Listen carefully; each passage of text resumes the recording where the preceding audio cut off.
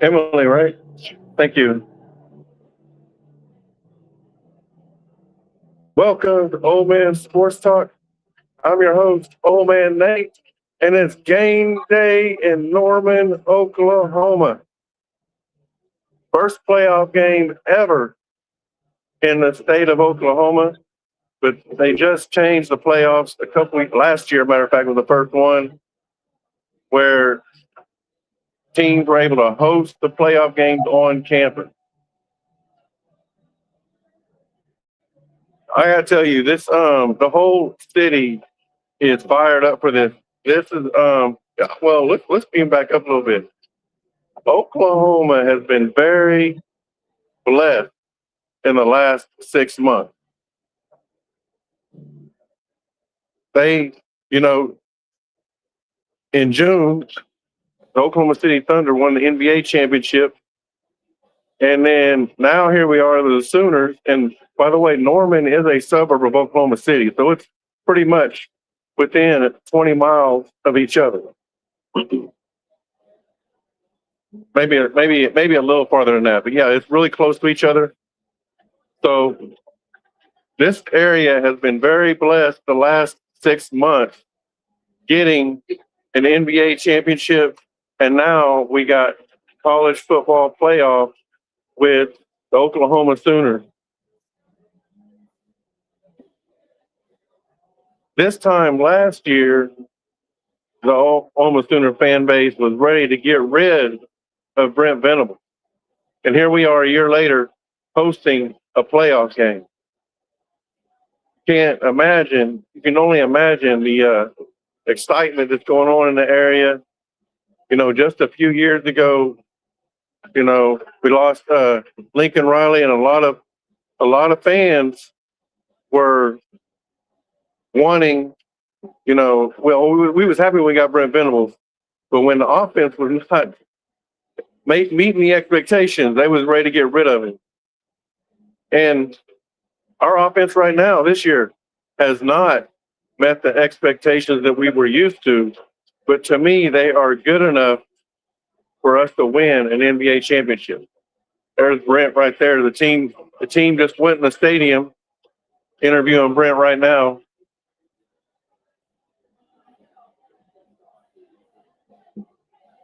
So, anyhow, let's talk about the game. Again, this is a rematch from November 15th when the Sooners beat Alabama 23-21 on my birthday. That's right. It was my birthday. Hold on, I gotta check something really quick. Okay. All right. So yeah, on my birthday, the Sooners gave me a birthday present by beating the Alabama Crimson Tide. And I'm hoping, and today, not hoping, today, they're going to give me a Christmas present by beating the Alabama Crimson Tide.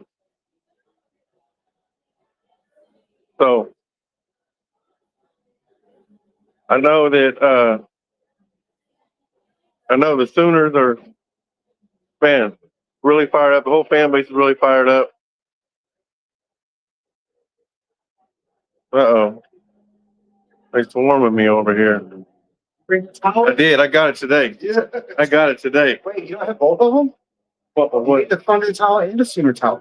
No. Today's all about the Sooners. Okay. Today's all about the Sooners. Get double duty? No, I mean, we're not going to. We're singling it. It's all about the Sooners. Thank you so much. Thanks for the hoodies, man. Oh, you like them? You don't look like a hoodie guy. But I thought you could wear it on your bike, though. That'd be a good time. I'll wear my armor underneath and rock the pinks on top. There you go. All right. So, anyhow, talking about the games again. So, again, the Sooners won basically because of their defense, and their defense is good enough to win games. It is that good. We would like a little bit more offense out of our Sooners. And I would not be surprised if we don't get a little bit more offense today.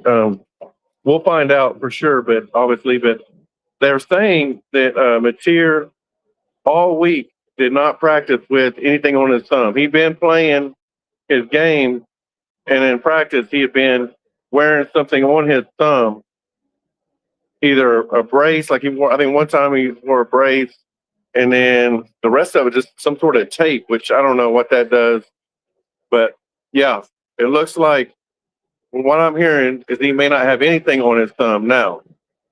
We'll see if that turns out to be true. If it is true, wouldn't be surprised if he throws the ball better.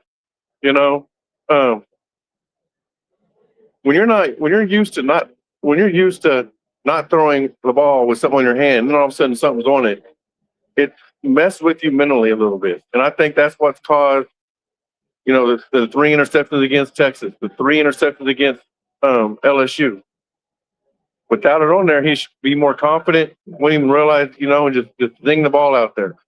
So I expect the offense to be a lot smoother. Also, we get, everybody talking about Alabama getting their tight end back and getting Jammer back.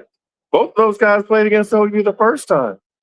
So it's not like they didn't play against them the Sooners the first time. They did. So getting those guys back does not change the game plan for the Sooners. Now the Sooners, on the other hand, are getting players back that didn't play. Some of them, I'm not even sure they're going to play. They may or may not play. We'll find out. But they're basically all their running backs are available, every one of them, which is not something that's been true. Barnes hasn't played since week 4. Tatum, probably less than five plays, or at least 5 carries. Ott, less than 10, maybe 15 carries. So primarily it's been Xavier Robinson and Blaylock. Those have been our main 2 running backs. But I do think that you probably, and the thing with Barnes is he's a straight power runner. He just runs straight forward. He was our guy against Michigan. Yes, Mateer was the leading rusher against Michigan, and he had more yards and probably even more carries to the game. However, down the stretch, we used Barnes to get them, tough yards and to get first downs and extend the drive and stuff. So he's just a straight runner. He's not going to make no moves. He's not a speed guy. Although you give him enough head start, you're going to run everybody.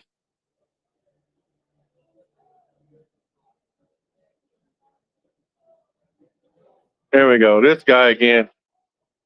Texas Carnage. How you enjoying sitting at home watching the playoffs? Huh?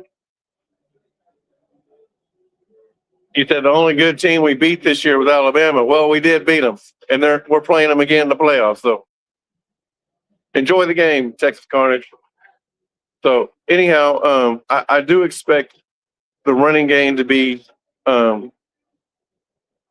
better than it has been for the Sooners. Another thing, though, is if you look on the injury report, is you don't see it filled with offensive linemen like it has been all season. Now,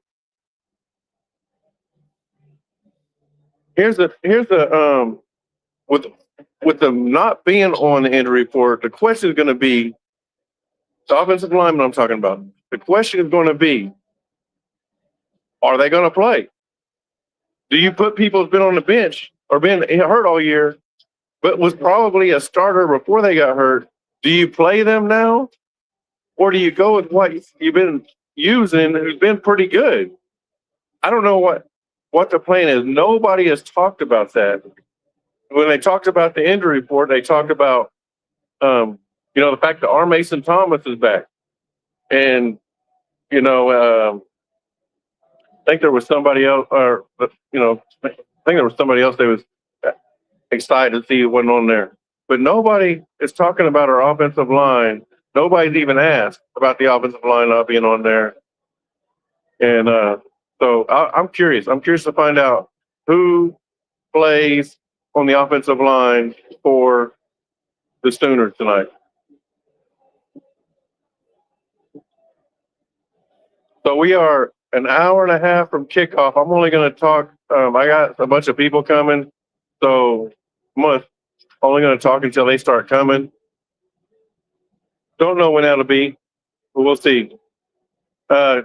Texas Carnage, you're wrong. The Sooners are going to win tonight. It's like they have beaten Alabama the last 2 times. Get you a drink.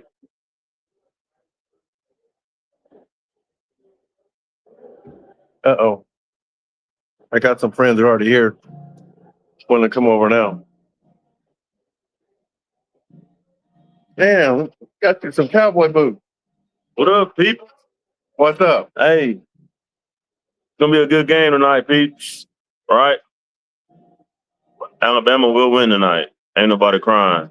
I'm not a weak man. He's a Texas guy. He picked Alabama. Makes sense, right? No, Why not? it definitely don't make sense. Texas and Notre Dame fans are just a bunch of haters, man. Because they ain't in the playoff. With you, this whole table? Yeah. Just like my birthday was, a bunch of people coming here. You like it? What do you think? Where's the ride? Oh, Right there. I'm prepared tonight, baby. I'm prepared. We go, yeah.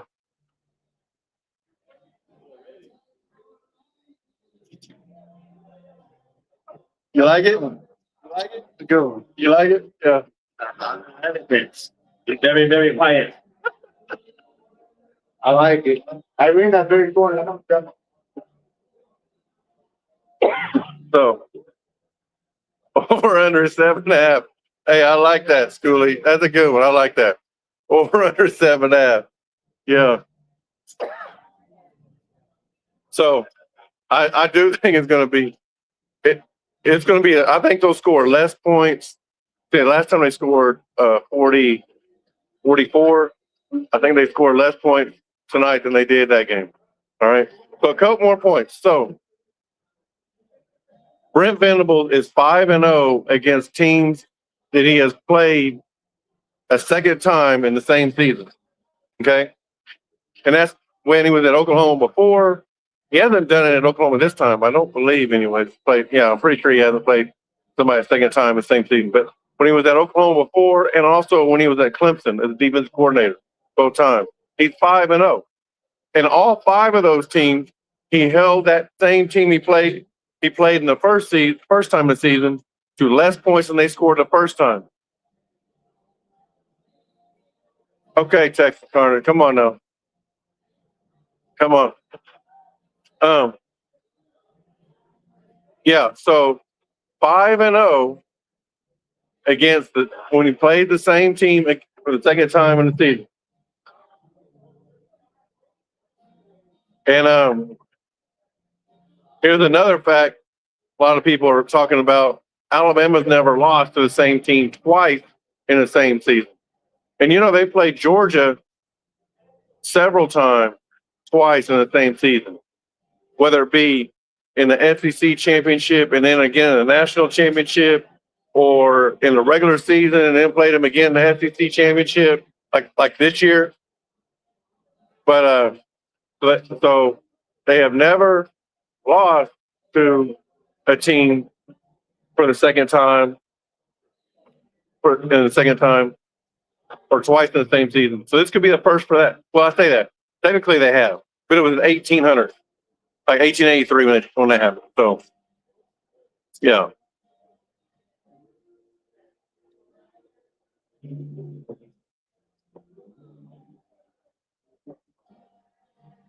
You can say whatever you want. I'm just saying your little outline right there.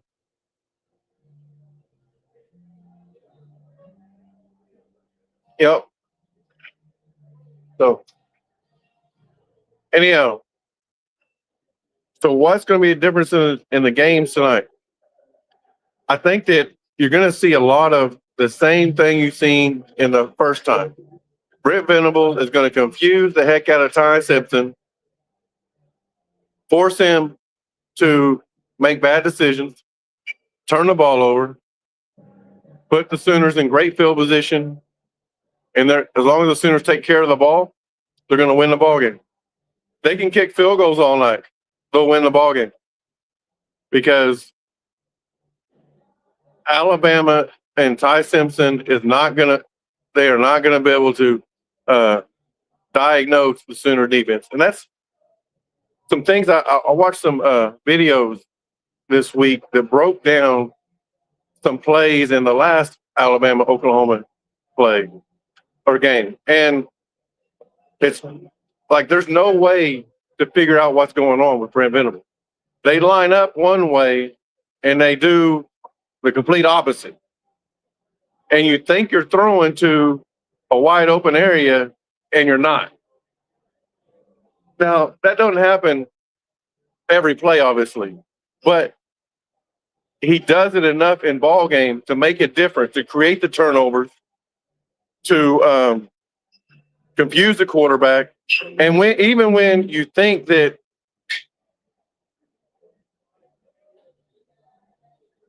even if like you think you have it figured out, you've only got about 2 seconds to throw the ball because they are bringing so much pressure and they bring it from so different places, you know, whether it be up the middle or from the corner or just from the end, that you really, you don't have time. You don't have time to change your mind. You know, you got 2 seconds. That's about it. When you roll out the quarterback, you may have 3. I don't think they're going to roll out the quarterback much this time, though. They did it on that strip sack that Wine caused at the end. And I think it was in the late third quarter, early fourth quarter last time. They're not going to be able to. They actually rolled out Ty Simpson that play to the left. They're not going to be able to do that now because guess what? R. Mason Thomas is here now. That means both ends are going to be coming after you, not just Wine. And R. Mason Thomas did not play against Alabama.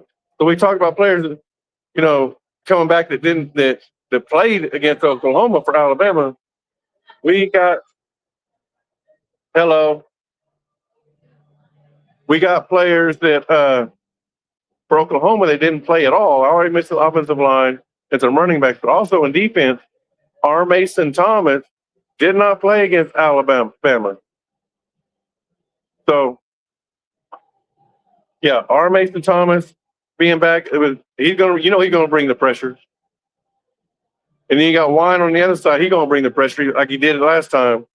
So Alabama's probably shook right now because they know they don't have the second string guy or the other guy coming after you. They got the whole enchilada coming after you this time. KC Kent says Oklahoma 27, Alabama 24. So that's way too many points are going to be scored in this game. Way too many. My brother likes the Oklahoma 27 part, but he's actually got Alabama at 13. And I've got not too far from that. I got Oklahoma 24, Alabama 14. So I just don't see Alabama without, the Sooners turning the ball over and giving them short field or turning the ball over and then Alabama defense scoring points. I don't see Alabama being able to move the ball and move the ball enough to score a touchdown. Also, the weather today, it's going to be great temperature wise. Going to be in the high 50s at kickoff. By the end of the game, it will be either high or low 50s to high 40s. But it's going to be windy. Yeah, exactly, Schoolie. 50 plus points would be crazy. The over-under is at 40 and a half, and I'm taking the under.